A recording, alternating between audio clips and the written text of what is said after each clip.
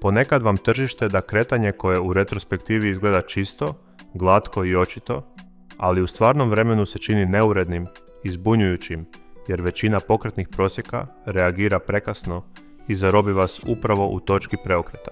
Upravo zato u ovom videu želim vam pokazati vrlo čistu trgovačku strategiju temeljenu na preokretima, izgrađenu oko Almae, Arnault-Legu pokretnog prosjeka, u kombinaciji s 3 eksponencijalna pokretna prosjeka s vrlo specifičnim postavkama. Ova postavka dizajnirana je da brže reagira na točkama preokreta, istovremeno održavajući grafikon čistim i čitljivim, tako da umjesto da jurite kretanja, čekate da se tržište samo potvrdi. Ostanite sa mnom do kraja, jer nakon što shvatite kako ovi dijelovi rade zajedno, moći ćete izbjeći mnogo loših trgovanja koje na drugim indikatorima izgledaju savršeno.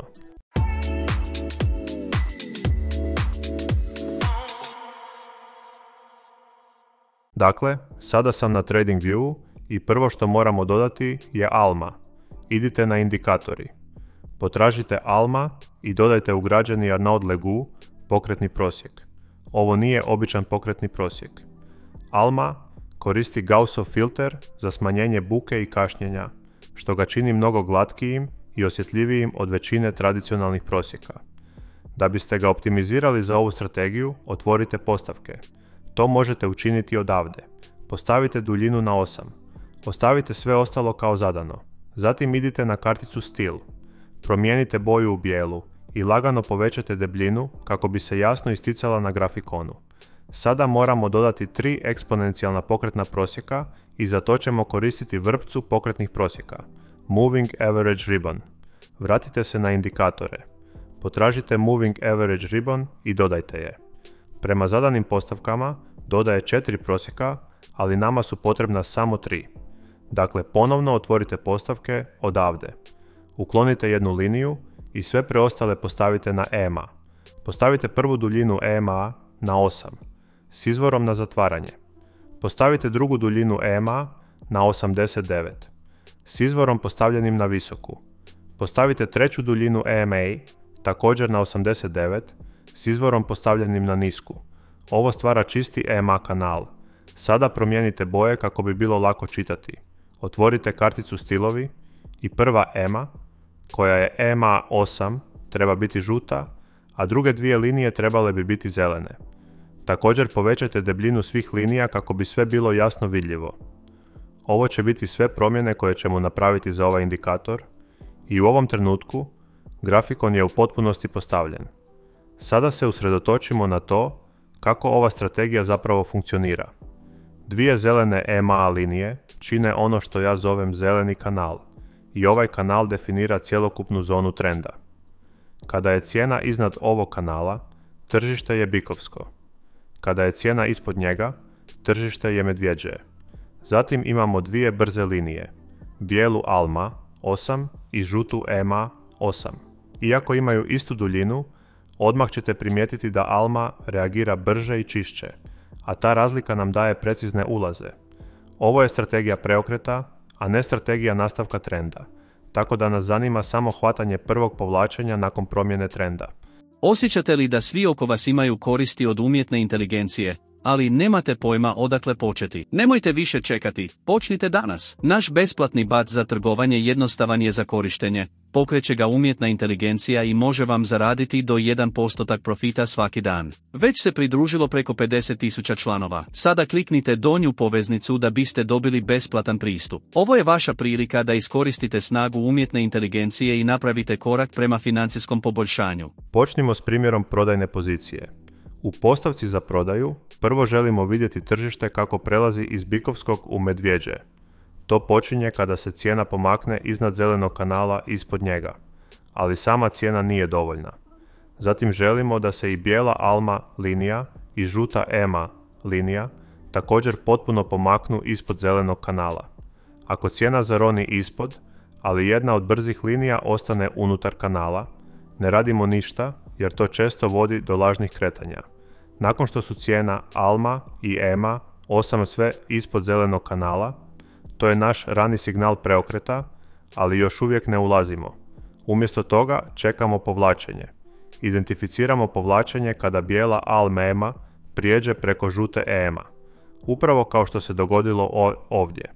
To nam govori da se cijena povlači. Sada za stvarni ulaz čekamo potvrdu da je povlačenje završilo. To se događa kada se bijela ALMA ponovno zatvori ispod žute EMA. Kada se ta svijeća zatvori, signal prodaje je potvrđen. Dakle, možemo ući u prodajnu trgovinu na otvaranju sljedeće svijeće. Postavite stop loss iznad zelenog kanala i postavite take profit na omjer rizika i nagrade od 1:2. Tako jednostavno, bez složenosti, samo jednostavna logika i točni signali. Sada mi dopustite da vam pokažem primjer kupnje kako biste jasno vidjeli suprotnu logiku. U postavci za kupnju cijena se mora pomaknuti ispod zelenog kanala iznad njega, a zatim se i bijela ALMA i žuta EMA također moraju potpuno pomaknuti iznad zelenog kanala. Kada su sve tri iznad kanala, to nam govori da se može formirati bikovsko preokret. Opet, ne žurimo s ulaskom. Čekamo povlačenje koje se događa kada bijela ALMA prijeđe ispod žute EMA. Ovo povlačenje je upravo mjesto gdje većina trgovaca paničari ili ulazi prerano. Strpljivo čekamo, a kada se bijela ALMA ponovno zatvori iznad žute EMA, povlačenje je završeno i signal za kupnju je potvrđen. Ulazimo u kupovnu trgovinu. Postavljamo stop loss ispod zelenog kanala i ciljamo na omjer rizika i nagrade od 1:2. I pustimo trgovinu da se odvija. Svakako isprobajte ovu strategiju na svojim demo računima i podijelite svoje rezultate u komentarima. Uzimamo samo prvo potvrđeno povlačenje nakon preokreta i ignoriramo sve ostalo. Ovaj korak će vam pomoći da izbjegnete mnoge lažne signale. Sada mi dopustite da vam pokažem još jedan čist primjer prodaje kako biste stvarno vidjeli koliko je ova postavka dosljedna kada se poštuju pravila. U ovom dijelu grafikon cijena je očito bila u uzlaznom trendu, ali je onda počela gubiti snagu i na kraju se probila ispod zelenog EMA kanala. Isprva je samo cijena zaronila ispod, pa smo ostali strpljivi. Nekoliko svijeća kasnije i bijela ALMA i žuta EMA također su se potpuno pomaknule ispod zelenog kanala. To poravnanje govori nam da se trend vjerojatno mijenja. Ipak, još ne prodajemo. Čekamo povlačenje.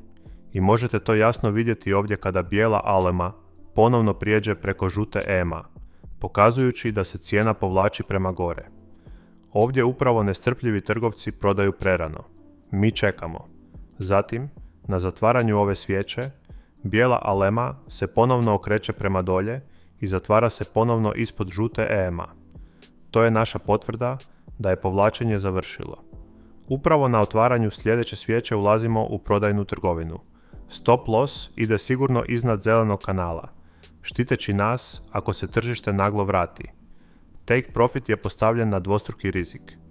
I nakon ulaska, cijena počinje glatko padati, poštuje smjer i nastavlja padati sve dok ne dosegne naš cilj. Bez jurenja, bez nagađanja, samo čekanje da tržište pokaže svoje karte i onda ulazak kada se sve poklopi. Naravno, nijedna strategija ne daje 100% točnost. Gubici su dio trgovanja i to je normalno. Važno je kontrolirati rizik. Zato je pravilno upravljanje rizikom neosporno. Bez upravljanja rizikom, čak i najbolja strategija će na kraju propasti. Ovo je potpuni pregled ove ALMA i EMA strategije preokreta. Ako imate bilo kakva pitanja, ostavite ih u komentarima i ja ću vam se javiti. A ako se još niste pretplatili, svakako to učinite i uključite obavijesti kako ne biste propustili buduće strategije. Hvala vam što ste gledali video do kraja, vidimo se u sljedećem videu.